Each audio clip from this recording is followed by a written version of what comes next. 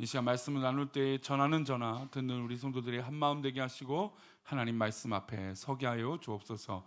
감사하고 예수님의 이름으로 기도 올리옵나이다. 아멘. 할렐루야. 아멘. 우리는 지금 계속해서 행복에 관한 이야기들을 하고 있습니다. 저는 이 행복이라고 하는 단어를 생각할 때 그냥 단순하게 행복합시다, 기분 좋읍시다, 사실 이런 관점으로 말씀을 드리는 것은 아니죠. 우리가 가지려고 하고 또 우리가 바라고 있는 이 행복은 진정한 행복, 무엇보다 믿음 안에 있는 행복을 이야기하고 있습니다. 하지만 우리가 이렇게 행복을 추구하고 행복해지려고 노력하고 있지만 우리가 정작 행복하지 않는 모습들이 있다라는 것이죠. 그래서 그런 질문을 합니다. 왜 행복하지 않는가?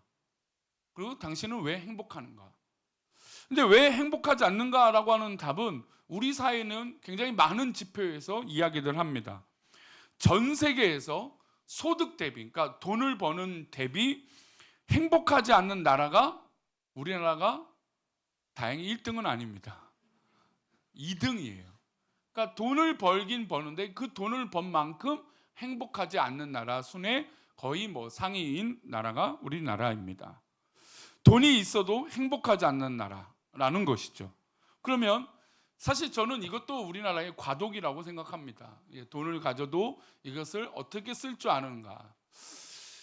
예전에 이제 지난주에 TV 프로그램에서 이제 빌 게이츠라고 하는 미국의 어마어마한 사업가가 나와서 인터뷰한 내용 중에 한 내용이 자신의 재산을 99% 다 사회에 환원하겠다.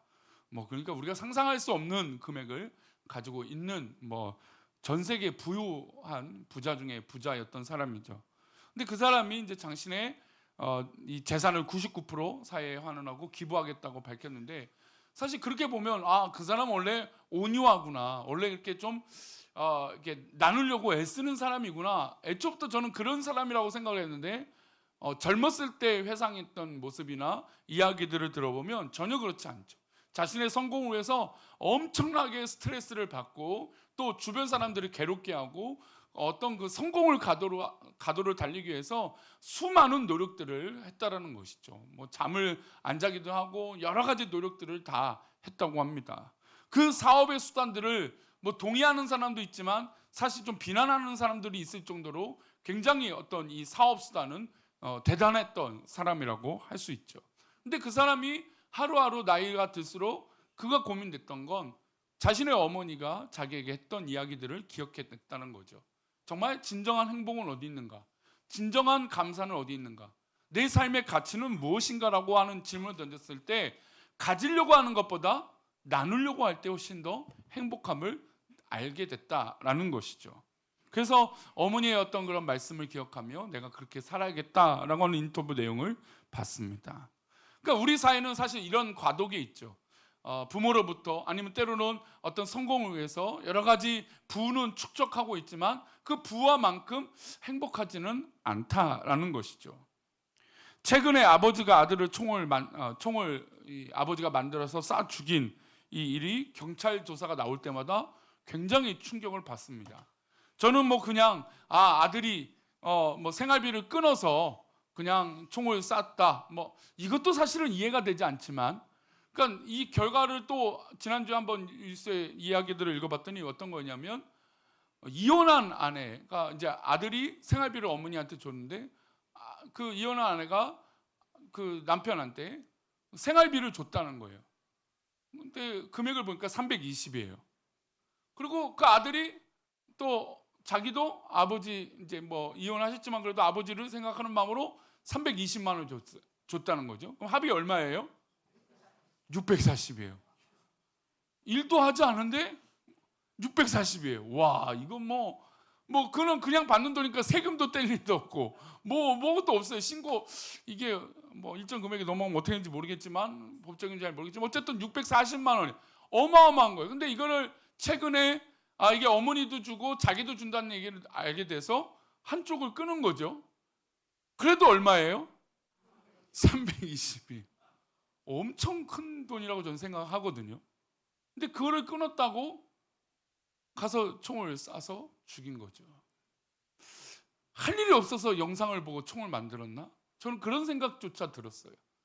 열심히 땀을 흘리고 어떤 이 선한 가치를 두고 살려고 하고 그 주어진 것에 행복하고 감사할 줄 안다면 그런 생각이 들었을까요? 저는 그렇지 않을 거라고 생각이 들어요. 뭐 이혼 아버지가 그렇다, 뭐 어른이 그렇다 쳐도 반대로 100억대 자산가의 부모를 죽였던 자녀들, 뭐 이것이 뭐 뉴스에 나오고 뭐 유명한 TV 프로그램에서 그 사건을 조사했던 내용들도 나옵니다. 그러니까 돈 때문에 부모를 죽이고 자식을 죽이는 일들이 일어나고 있다는 것이죠. 이런 일들을 보면 우리 사회가 행복하지 않구나라고 하고 또 병들어가고 있구나라는 생각을 하게 됩니다. 최근에 사회적으로 병들게 하는 것이 집착이라고 합니다. 물질에 대한 집착, 또 남자나 여자에 대한 이성에 대한 집착, 또 성공이나 건강도 집착을 한다는 것이죠. 그러니까 집착을 하면 뭐 그것을 이루고 하는 것은 잘하지만 그러나 그것을 달성하지 못하고 소유하지 못했을 때 훨씬 더 많은 스트레스와 어려움을 경험하게 되고 행복하지 못하게 된다는 겁니다. 집착을 통해서 뭔가 얻으면 행복해져야 되는데 또 다른 집착해야 되는 것들이 생긴다는 것이죠. 우리는 무엇보다 이 땅에 행복도 굉장히 중요하겠지만 무엇보다 우리들은 천국을 소유한 사람들입니다. 이 땅에서 누리는 것도 물론 소중하지만 일생을 살아가는 우리가 결국 어디에 소망을 두고 살아야 될까요? 천국에 소망을 두고 살아야 된다는 겁니다. 그러기 위해서는 우리의 집착하는 것들을 조금 내려놓고 세상을 바라보는 것들을 조금 내려놓고 진정한 천국과 하나님의 영광을 위하여 소망을 두고 살아가야 된다는 것이죠. 그래서 이제 지난주에 우리는 죽음에 대해서 한번 생각을 했던 거예요. 우리가 이 땅을 살아가는 게 한 번 살아가는 일생인데 우리가 이 땅에서 살아가는 것에 결국 죽음이라는 것이 우리가 꼭 경험해야 되는 관문일 텐데 이 관문을 하나님 앞에 지금부터 믿음으로 준비하고 예수 그리스도의 그 사랑과 십자가의 은혜로 말미암아 구원의 확신을 가지고 하나님 앞에 나아가는 이 믿음의 삶과 그렇지 못한 것은 굉장히 다르다는 것이죠. 그러면 우리가 천국을 소망을 두고 또 죽음을 준비하는 입장에서 어떤 가치를 더 생각하고 살아야 될까요? 오늘은 그것에 대해서 천국에 대한 이야기들을 좀 하고 싶습니다. 천국에 대한 가치가 우리 삶 가운데 얼마나 귀한지 예수님은 그 비유로 우리 천국에 대한 가치를 설명해 주셨습니다. 그런데 이 천국에 대한 비유로 말씀하신 것은 우리가 천국에 대한 가치가 우리가 느끼는 마음이 어떠한지를 조금 일깨워주고 싶으셨던 거예요. 그러니까 우린 믿음의 삶이고 우리는 천국 가고 구원받아 생각하잖아요. 천국을 소유한 사람들인데 이 천국의 소유가 얼마나 큰지 모른다라는 거예요. 그래서 예수님은 그 비유를 통해서 이 천국을 소유한 게 얼마나 큰 것인지 그 의미를 비유를 통해서 설명해 주셨습니다. 세 가지 비유를 하셨는데 두 가지는 가치이고 한 가지는 경고의 메시지입니다. 우리 첫 번째 44절 말씀입니다. 함께 읽겠습니다. 천국은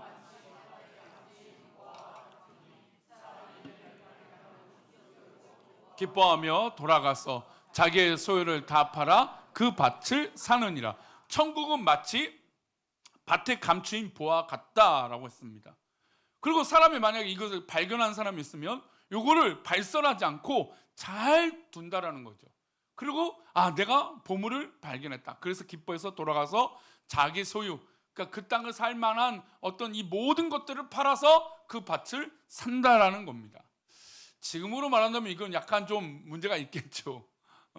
아니면 좀 숨겨두고 하거나 뭐 예를 들어 로또를 받았다면 아무 가족들이나 누구에게도 알리지 않는다고 요즘 얘기하더라고요. 왜냐하면 뭐 알려지기 시작하면 뭐 주변에 있는 사람들이 다 돈 좀 빌려달라고 돈 좀 달라고 하는 사람들도 많아져서 숨긴다고 합니다. 뭐 그런 심리일까요? 근데 천국은 뭐 물론 그런 심리는 아닙니다. 근데 이제 가치에 대한 얘기를 하고 있는 것이죠. 밭에 숨겨진 보물을 딱 발견한 것입니다. 근데 여기에 단어가 숨겨졌다라는 건 두 가지 의미가 있겠죠. 이거는 누군가 숨겨놨다는 의도적인 숨겨놨다라고 하는 의미예요. 그리고 이것은 자연적인 아무도 발견하지 않는 귀한 보물이라고 하는 의미예요. 숨겨놨다라는 거 아무도 보지 못하는 것이죠. 근데 마침 그 사람이 딱 보게 된 겁니다. 근데 봤을 때 한 행동은 너무나 기쁜 거죠. 왜요? 이걸 본 사람은 누구예요? 자기밖에 없거든요. 그러니까 이 땅을 이 보물을 소유하기 위해서는 일단 말하면 안 되는 거예요. 그리고 이 땅을 내가 소유해야만 이 땅을 있는 것들이 내 거가 되는 거잖아요. 그렇죠? 그래서 아무에게도 말하지 않고 가서 자기 소유를 다 팔고 뭐 빚을 내서라도 그 땅을 소유할 수 있도록 해야 됐다는 겁니다. 여기서 느끼는 가치는 천국에 대한 가치를 얘기하는 겁니다. 지금 이 과정을 얘기하는 것이 아니죠. 근데 이 천국에 대한 가치가 무엇이냐? 지금 땅에 보면 이 숨겨진 보물이 있는 거예요. 이걸 내가 발견한 거죠. 얼마나 큰 겁니까? 얼마나 큰 은혜입니까? 근데 이것을 하려면 첫 번째 뭐가 있습니까? 자기의 모든 것들을 팔아야 돼요. 여러분, 자기가 여태까지 노력했던 것, 내가 가지려고 했던 열심히 모아놨던 것들을 다 팔아야 그것을 가질 수 있다는 거예요. 그런데 만약에 내 소유를 팔지 않고, 물론 그 당시에 빚을 빌리고 그런 게 있다면 그런 방법을 우리가 찾겠지만, 그런 방법이 아예 없다면 내 모든 것들을 포기해야 되는 거예요. 그리고 그것을 가져야 되는 것이죠. 근데 우리의 마음은 이것도 포기하고 싶지 않고 이것도 포기하고 싶지 않은 것이에요. 여러분, 그러면 천국을 소유할 수 있을까요? 여러분, 이 땅에 있는 것들을 포기하지 않고 천국을 소유할 수 있을까요? 내가 집착하는 것들을 포기하지 않고 천국의 기쁨을 누릴 수 있을까요? 그렇지 않다는 것을 말씀하고 있는 것이죠. 밭에 감춘 보화가 있으면 내가 생각하고 집착하고 있는 것들을 내려놔야 이 보화가 진정으로 내 것이 된다는 겁니다. 그리고 바로 가서 내 모든 것들을 팔고 정리할 준비를 해야 된다는 것이죠. 보화가 비교할 수 없을 만큼 귀한 것이니까, 이것을 어떤 재산의 가치나 모든 것과 비교할 수 없는 것이니까 우리는 모든 것을 포기할 수 있다는 겁니다. 더 큰 것을 가지게 되는 것이죠. 천국은 더 큰 것, 즉 비교할 수 없을 만큼의 더 귀한 것이 천국이라고 설명하고 있는 것입니다. 두 번째로 예수님은 천국을 진주로 비유하십니다. 우리 45절인데요. 함께 읽겠습니다. 또 천국은 마치 좋은 진주를 구하는 장사와 같으니. 장사꾼입니다. 만약에 우리가 요즘은 이제 수집하는 사람들이라고 말할 수 있죠. 이 장사는. 근데 이 장사꾼은, 이 수집하는 사람은 좋은 진주를 모으는 사람이었어요. 그래서 진주를 모아서 판매도 하고 자기가 갖기도 하는 사람이었던 것이죠. 그런데 이 장사하고 이 모으는 사람이, 수집하는 사람이 어느 날 귀하고 정말 값으로 따질 수 없는 정말 대단한 진주를 발견하게 됩니다. 이게 46절에 그렇게 설명하고 있습니다. 함께 읽겠습니다. 극히 값진 진주 하나를 발견하며 가서 자기의 소유를 다 팔아 그 진주를 사느니라. 값진 진주 하나를 발견했어요. 이거는 비교할 수 없을 만큼 귀한 것이에요. 그랬더니 그것을 갖기 위해서 어떻게 합니까? 자기의 소유를 또 다 팝니다. 그리고 그 진주를 사는 것이죠. 그렇다면 지금 자기가 갖고 있는 소유보다 뭐가 더 귀한 겁니까? 진주가 더 귀한 것이죠. 이 두 가지 비유에서 느끼는 건, 천국은 내가 어떤 소중하고 내가 여태까지 갖고 있던 어떠한 가치들보다 더 귀하다라는 것입니다. 그럼 우리 성도들에게 묻겠습니다.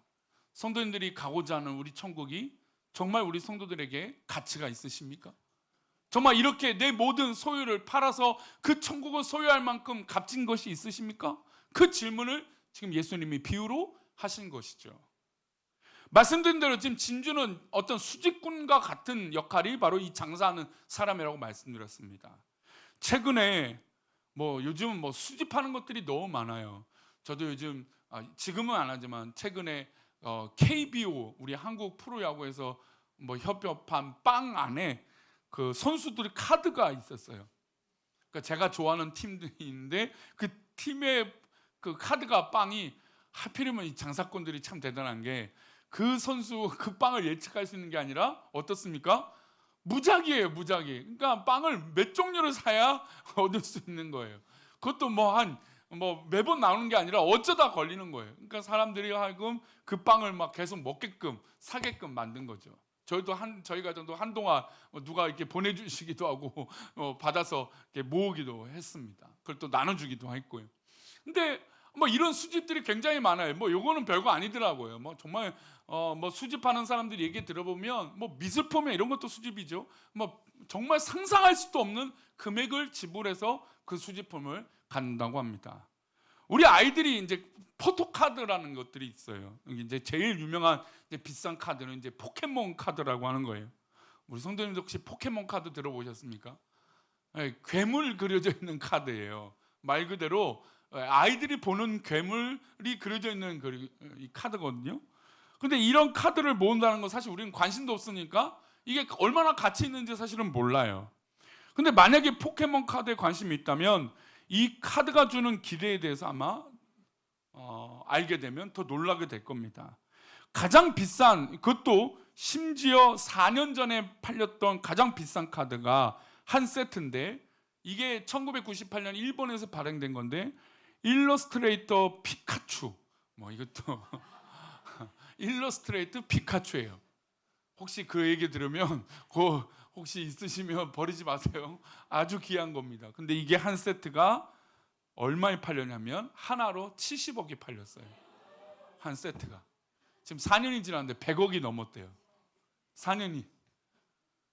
뭐 한 박스거든요.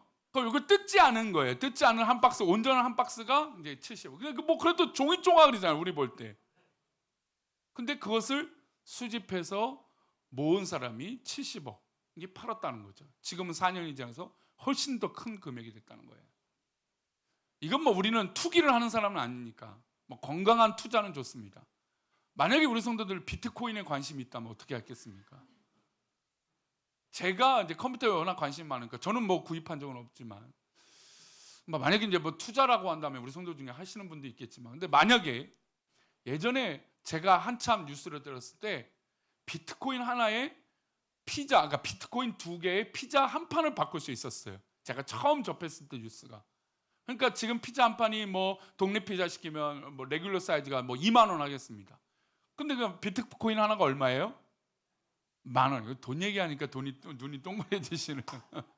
10,000원인 거예요, 10,000원. 근데 지금 얼마인 줄 아세요? 제가 엊그저께 뉴스로 접한 거는 1억 뭐 3, 4천만 원. 근데 정확하지는 않습니다. 1억이 넘어요.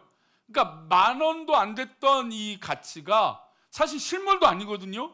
뭐 이렇게 돈으로 주는 것도 아니고 보여주는 것도 아니에요. 그냥 가상으로 거래만 되는 거예요. 근데 그 가치가 1억이 넘은 거예요.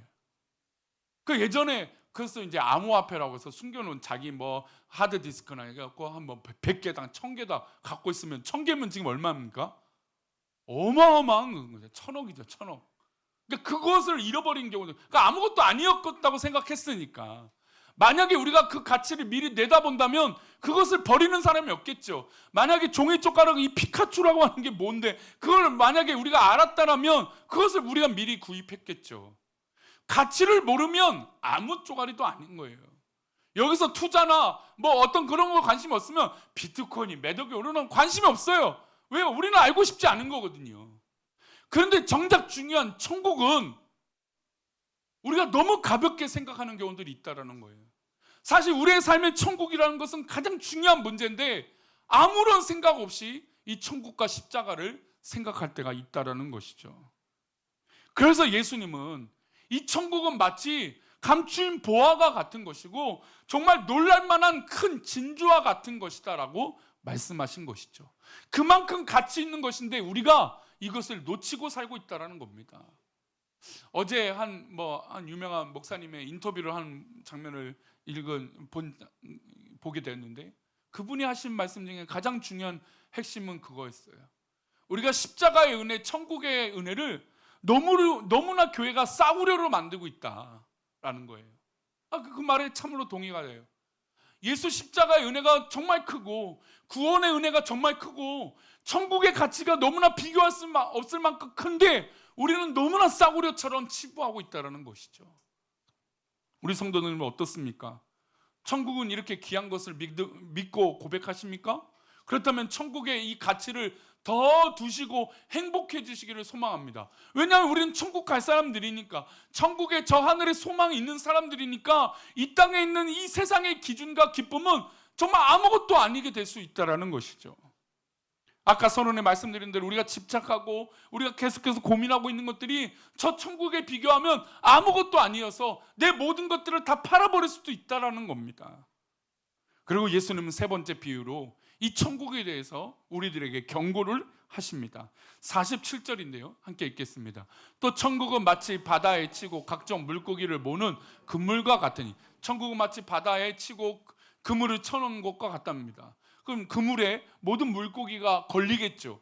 길목을 막으면 모든 물고기 아마 다 걸릴 겁니다. 그러면 이 물고기들을 어떻게 할까요? 이게 이제 중요합니다. 48절이요. 함께 읽겠습니다. 그물에 가득함에 물가로 끌어내고 앉아서 좋은 것은 그릇에 담고 못된 것은 내버리니라. 천국은 마치 물가에 그물을 쳐놓은 것과 같다 했습니다. 근데 그 물가에 그물을 쳐놨는데 물고기가 다 걸렸겠죠. 어느 정도 차게 되면 어부가 와서 그 그물을 가지고 땅에 가지고 오게 됩니다. 그런데 이 그물에 걸려있는 모든 것들을 이 어부가 가지는 게 아니라 못된 것, 그러니까 성경은 분명히 말합니다. 안 좋은 거, 뭐 좋지 못한 것이라는 게 아니라 못된 것이라고 분명하게 얘기하고 있어요. 그럼 여기 의미가 있겠죠. 하나님께서 기뻐하시지 않는 것들은 버린다는 의미입니다. 못된 것은 버리고 좋은 것, 선한 것, 감사하는 것, 하나님 기뻐하시는 것들은 걷어들이고 못된 것은 버린다라는 게 천국입니다. 즉 천국의 관문에 하나님 앞에 우리가 서 있는데 못된 것은 버려지는 것이고 좋고 선한 것은 하나님이 취하신다는 겁니다. 그게 천국이라는 것이죠. 그물을 쳐서 모두 가득 잡혔는데 모두 다 끌려갈 줄 알았는데 그것이 아니라는 겁니다. 여러분 생각해 보세요. 만약에 우리가 물고기의 입장이라면 그물에 걸려 있으면 사실 그물에 잡혔다는 건 팔리거나 먹히는 거잖아요. 근데 우리의 결론은 먹히거나 뭐 팔리는 게 아니라 천국에 가는 과정이라는 것입니다. 근데 그 천국에 가는 과정에 그물에 걸렸다고 해서 다 천국에 들어가는 게 아니라는 것이에요. 이게 다시 말해 이 예배를 다 같이 드려도 천국에 가는 게 아니라는 겁니다. 못된 것은 버려지는 게 천국이라는 것이죠. 그렇다면 우리는 스스로 점검해야 됩니다. 내가 좋은 물고기인지 아니면 나는 못된 물고기인지. 카타콤을 가면 뭐 이제 터키도 그렇고 뭐 이태리도 그렇고 이 카타콤을 가면 참 놀랐습니다. 왜 놀랍냐면 그 땅 깊숙한 곳에 들어가서 핍박을 피해서 예배를 드린다? 그 예배 드리는 곳곳이 너무나 신비롭고 어떻게 이렇게 할 수 있을까?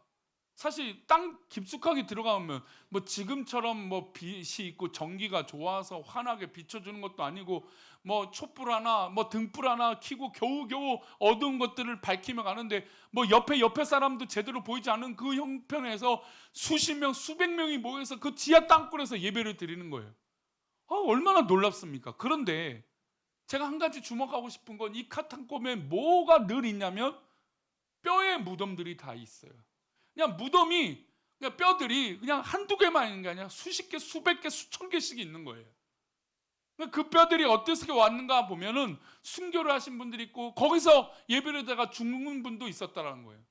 그러면 여러분 얼마나 물론 거기도 신비하게 환기 시설을 이 지하인데도 만들어놔서 썩은 내가 진동하지 않도록 했다라는 것도 참 놀랍습니다만 그럼에도 불구하고 여러분 그게 아이고 우리 정말 뼈들이 옆에 있고 아니 죽은 시체들이 근처에 있는데 그게 뭐 기쁘겠습니까?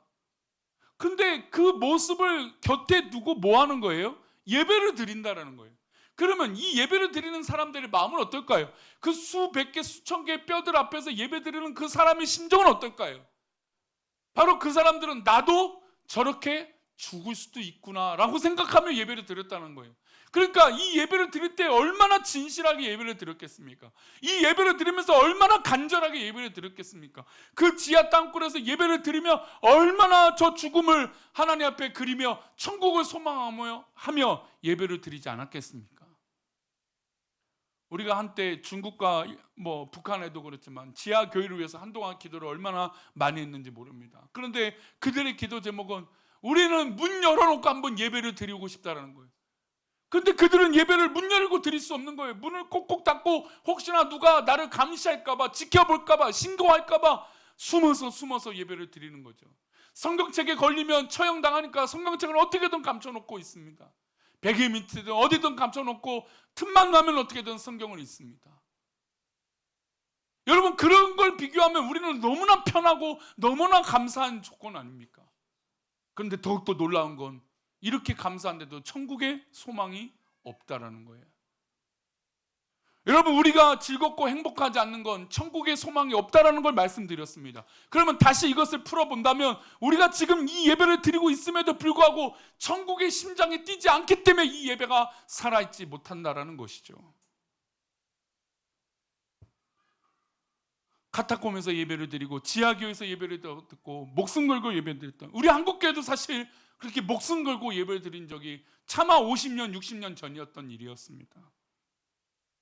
그렇게 예배를 드렸던 우리들이었는데 지금은 우리의 드려지는 예배가 하나님 앞에 어떻습니까? 히브리서 2장 15절은 이 죽음에 대해서 이렇게 얘기를 합니다. 함께 읽겠습니다. 또 죽기를 무서워함으로 한평생 매여 종로로 타는 모든 자들을 놓아주려 하심이니. 우리가 매여 있다라는 겁니다. 삶과 죽음에 매여 있고 내가 집착하는 것에 매여 있다라는 것입니다. 행복하지 못하게 만드는 그것에 매여 있다라는 겁니다. 그 매여 있는 것이 나를 두렵게 하고 무섭게 만든다라는 겁니다. 그래서 지금 히브리서 기자는 그 모든 두려운 것, 얽매여 있는 것에 놓아주기를 바라는 것이죠. 그게 바로 천국에 대한 소망을 가지고 믿음으로 서 있는 성도들을 향한 고백이라는 것입니다. 저는 이 시편 16편 8절을 언제나 좀 즐겨이 고백하는 이 말씀 구절 중에 한 구절입니다. 우리가 죽음 앞에 또 천국 앞에 서 있을 때 바로 이 고백이 늘 있어야 돼요. 함께 읽겠습니다. 시편 16편 8절입니다. 내가 여호와를 항상 내 앞에 모시며 그가 나의 오른쪽에 계심으로 내가 흔들리지 아니하여. 사실 집착을 하거나 행복하지 않으면 우리는 흔들리게 됩니다. 마음이 어렵고 마음이 시험 들고 마음이 여러 가지 갈등이 생깁니다. 여러분, 그럴 때 우리는 그것을 집중하는 것이 아니라 내 오른쪽에 계시는 여호와를 집중하는 것이에요. 저 천국을 소망하는 것이고 십자가를 소망하는 것이고 예수 그리스도를 바라보는 것인 줄 믿습니다. 여러분, 그래야 우리가 흔들리지 않는 것이죠. 여러분, 여기 앉아 계시는 분 중에 일부러 흔들리고 싶고 넘어지려고 하시는 분들이 어디 있습니까? 우리는 그 굳건하게 서 있기를 바라고 바로 서 있기를 다 원한다는 거죠. 그러면 우리는 그것을 보는 게 아니라 내 옆에 계시는 우리 주님을 봐야 흔들리지 않는다는 것이죠. 이 예배를 드리는 우리 성도님들, 저 천국과 하나님을 믿는 것보다 우선되는 것들이 있다면 그 매여 있는 것에서 자유하시기를 소망합니다. 그리고 천국의 소망을 두고 우리 남아있는 여생을 더 행복하게 살아갑시다. 믿음으로 살아갑시다. 더 가치 있게 살아갑시다. 그렇게 믿음으로 승리하는 저와 여러분 되시기를 축원합니다. 아멘. 우리 다 같이 일어나셔서 우리 주님 다시 오실 때까지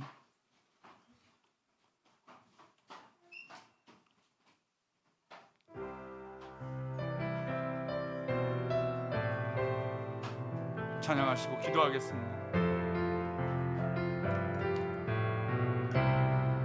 주님 다시 오실 때까지, 주님 다시 오실 때까지 나